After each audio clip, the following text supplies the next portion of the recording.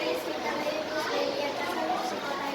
आमच्या प्रयोगाचं नाव आहे प्रकाश एका सरळ रेषेत जातो. काचेच्या ग्लासमध्ये पाणी, लेझर लाईट, चमचा आणि डेटॉल. आता हे डेटॉल आहे ना थोडंसं पाण्यात टाकायचं, थोडंसं टाकायचं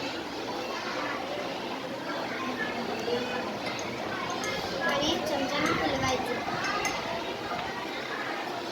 आता लेझर लाईट पाण्यात टाकायची, तर पाण्यात सरळ रेष जात नाही आणि नंतर सरळ रेष घेतली ती आडवी रेष घेतली जात नाही, कारण डेटॉलचा वापर कमी आहे. डेटॉलचा वापर कमी असल्यामुळे त्या पाण्यातले जंतू मरण नाही पावले. आता थोडं जास्त डेटॉल टाकून घ्यायचं.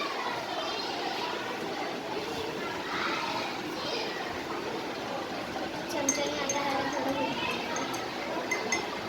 आता हे लेझर लाईट परत पाणी टाकायची, तर पाण्यात सरळ रेष दाखवायला लागली.